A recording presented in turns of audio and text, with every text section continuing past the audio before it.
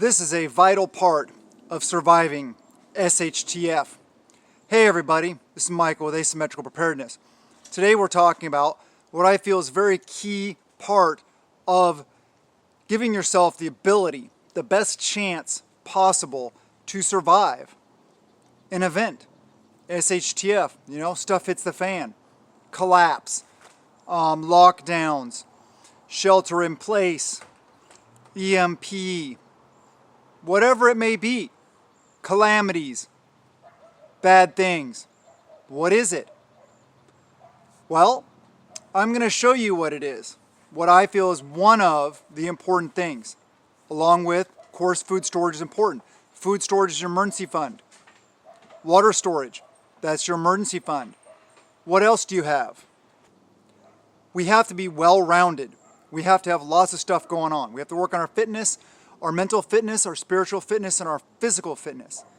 What we put in our bodies. Lots of things. Preparedness is a big topic. We cover lots of different things. But this right here, growing your own food, raising your own animals, self-reliance, self-sufficiency, self-sustainability, whatever word you want to choose to use for that. I've talked before about homesteaders and preppers. You need to be like this. Homesteaders need to be preppers. Preppers need to be homesteaders as much as possible within the constraints of where you live, what your situation is. So we're going to go around, talk about a bunch of different things, show you some things, show you some harvest, show you some updates on the garden, just different things that hopefully will encourage you to get into growing your own food, raising your own animals. And this is August now. It's August. August just started. Is it too late to plant? No. I harvested almost an entire raised bed today. Another entire raised bed the other day. Replanting them. I already have some stuff coming up. I already have beans coming up again. And that was like 4 or 5 days ago I planted it. So, yes, you can plant stuff now, even though it's August. You just have to be aware of what you want to plant, where you want to plant it, stuff like that. If it's a season for that kind of plant, you can. So, I'll talk about some of the things I'm doing. So stay tuned. First, I'd like to start off with the raised bed I just harvested, with the exception of the tomatoes on the end. Those tomatoes have a lot of tomatoes on them. We'll show you that in a minute. But that raised bed, so from here to about here was carrots, and then from there to there was beets, which we've already harvested some of the beets, we've already harvested some of the carrots. But I'll show you what came out. This is what came out of there. Lots of good beets and lots of good carrots. Yummy carrots. These things are so sweet. Oh my gosh. And so let me talk a little bit about what and how I planted them and how they turn out like that. Nice and straight, most of them, and long, good store-bought looking carrots, basically. Just not dirty and stuff right now. And the beets also.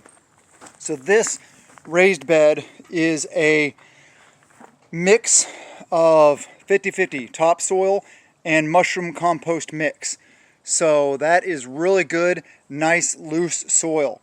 Just grab the carrots by the tops and just wiggle them as they wiggle out. I love having it like this. I love making raised beds like this because it is so easy to harvest. I can harvest potatoes with just my hands. I don't need a shovel, literally. I do use a shovel because it's easier, or actually use a flat fork. I'll show you that in just a minute if you don't know what a flat fork is. Okay, this is a flat fork. There you go. Let me pick it up. It is like a pitchfork, but you see the tines, how they're flat and wider. That enables you to scoop up, a little more dirt, and really good. I just put on the edge, about a foot and a half from each plant. Just dig it in really deep and then just pry it up, pulling up all the potatoes with it. And usually the tines catch most of the potatoes, unless they're really small. So that's a really good way to harvest potatoes. Here is another raised bed that I have recently, obviously, harvested part of it. These stringers here, those were full of 7-foot tall peas. And as you see, I replanted, and the little peas are starting to come up again. So they will climb the thing again, we'll get another harvest. I also have some beans there in the corner. You see one of them is a pole bean climbing up the pole. And then we got some good tomatoes. Let me get my camera over there. There you go. Some heirloom tomatoes, which is really cool. Those are going to be good. And then also you can see right here a bunch of good, yummy tomatoes. Lots of tomatoes. Look at all those. We're going to have tomatoes coming out of our ears. Literally. It's going to be crazy. So there is what I'm doing with that. It appears I'm going to have luck with honeydews this year. I planted them in this planter, and there's one good one. And then over here, you can see some other ones there, there, and there. And then another one over there. So we're going to get some honeydews this year. I'm so happy about that. I've never done melons successfully. Well, I've never done melons properly either.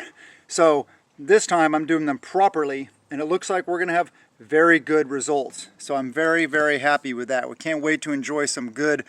I love honeydews and cantaloupes. I can't imagine how good they are coming out of my own garden. So what I've done here is plant some flowers along there. You can see the volunteer tomato coming up there. There's some Swiss chard that I'm just kind of leaving alone. I don't know what it's doing. It's not looking too great. But planted some beans. And then these here are jalapenos and a bean. And then over here are some bell peppers, a volunteer tomato, some more green beans. And then here we have tomato plants. And then in the back, more tomato plants. Those are volunteer tomato plants, as well as those ones over there on the side. I love having volunteer crops. That's awesome. So you don't have to do anything with them. This raised bed, we harvested tons and tons and tons of green onions from. I don't know if it was the heat, time of year. Like I said, I'm still learning. They're not producing anymore. All the onions in there you can see. So what did I do? To make use of the space, as you can see there, there, there, and there. Already starting to come up. I just planted those. No, baby, it's not cantaloupe. Those are pumpkins. So hopefully we will get pumpkins for fall. That will be really cool. Our cabbages this year are looking really good. See the nice big heads?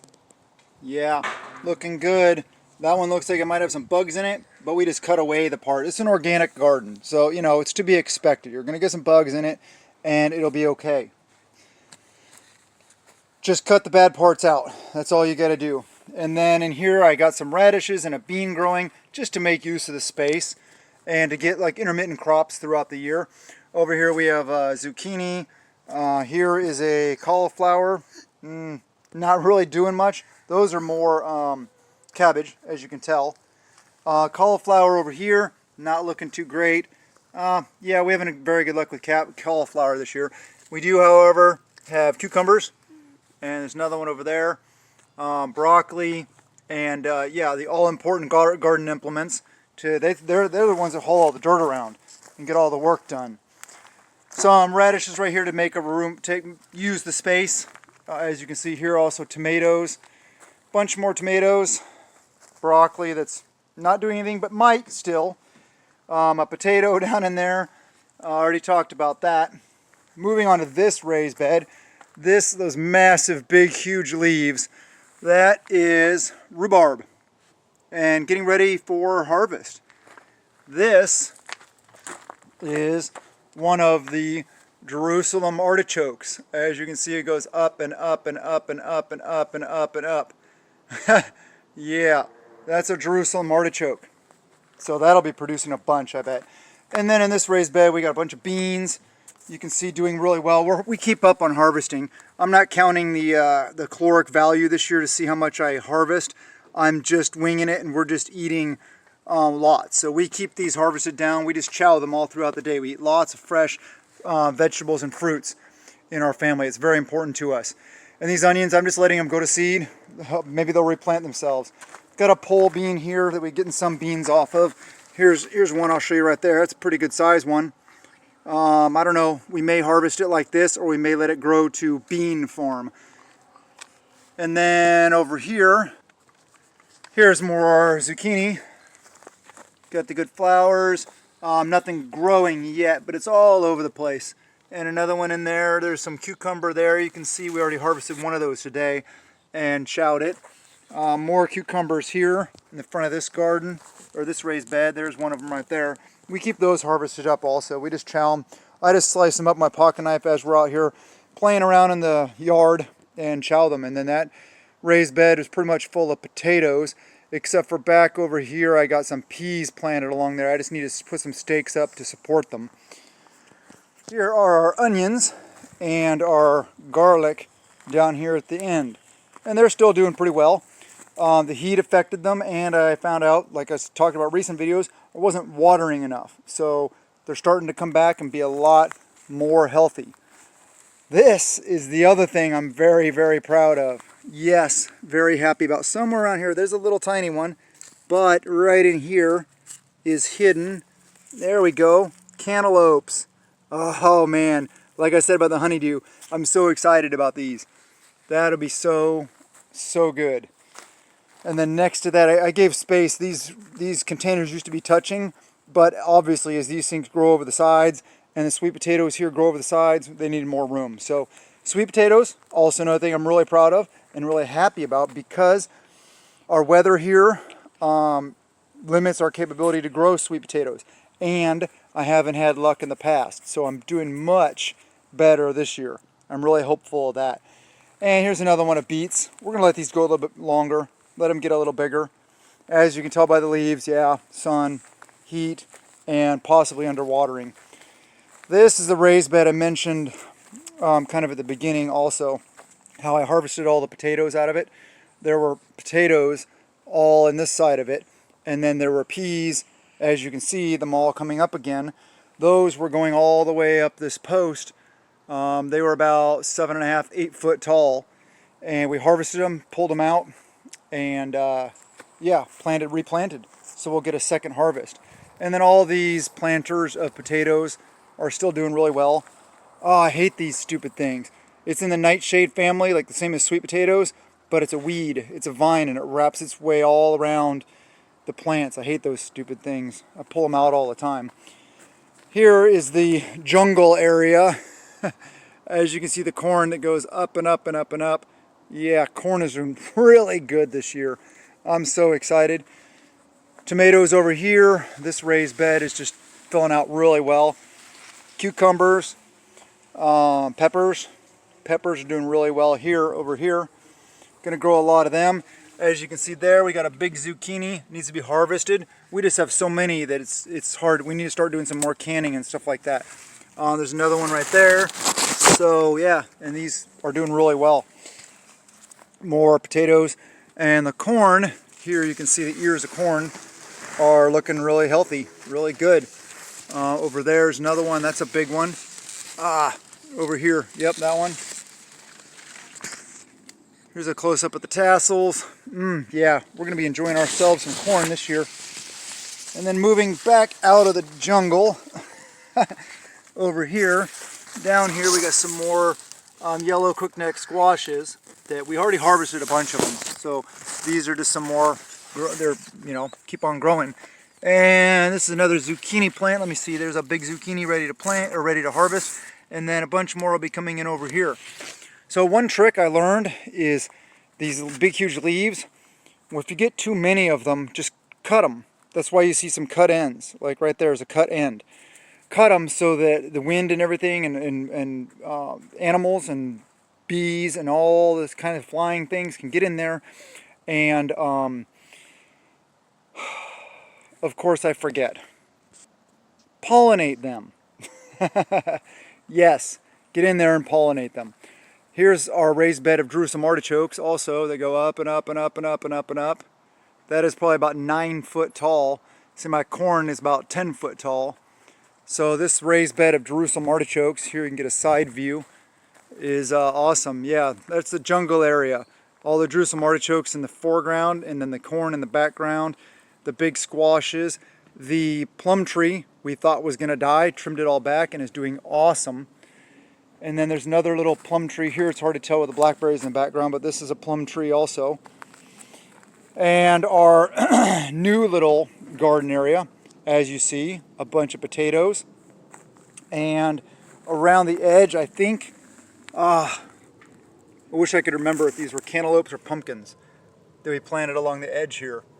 I forget. I'll remember, or I'll just figure it out when they grow. All right, over here, yeah, we got some more cucumbers. You can see down in there. There's another one right there. It's just important to do these things, to grow your food. We got peas, we got radishes, potatoes, zucchini, cucumbers, all these things, as well as a whole other raised bed over here of potatoes. Being able to produce your own calories is so important. More potatoes, pretty much ready to harvest. All this stuff is just peace of mind that we can come out here and eat all day. We can make complete meals out of the garden. As you see here, some more kale, tomatoes. Yeah, it's awesome. You know, time of year. Oh, here, I'll show you over here a bunch more good green beans. It's awesome. It's so good. I hope this encourages you guys to grow your own food and raise your own food. We're not there yet. We're working on that. Strawberry plants that I saved from the heat, they looked like they were going to die. But a bunch of watering, love, attention, singing, they came back. So, that's pretty much what we're looking at here.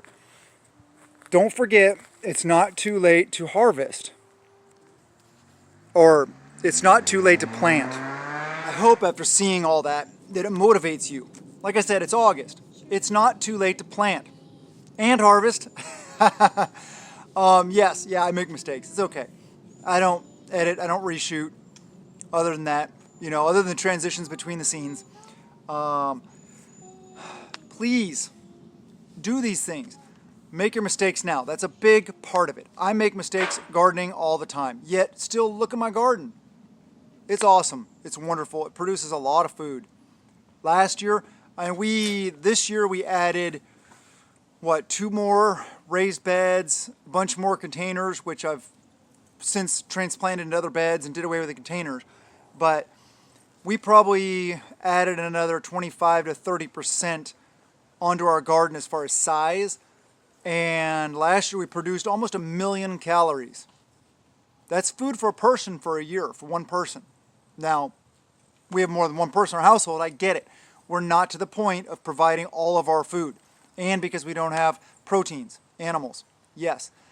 But there's other hunting, fishing, snaring, trapping, stuff like that also, as well as foraging, which is also important.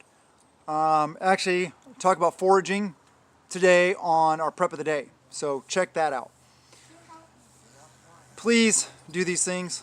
I really hope that seeing this encourages you. I'm not a master gardener. I've been actively gardening for really 2 years solid. This is my second, maybe third, you could call it third year. I grew up gardening with my grandparents and my mom and stuff like that. But as a kid, I was weeding and doing stuff like that. I was eating it all. I'm pretty much learning now. So it's not too late. You can teach an old dog new tricks. So please, just try growing your own food. Try raising your own animals. Self-sufficiency is gonna be key to survive any kind of long-term event. Like I talked about in yesterday's video, that ominous is coming. Something ominous is coming. I feel it. I'm not trying to scare people. I'm not trying to cause fear. A lot of people are feeling this. It's just a feeling. So please, work on everything you possibly can. Please prioritize preparedness. I love you guys. Have a wonderful day. And blessings to you and yours.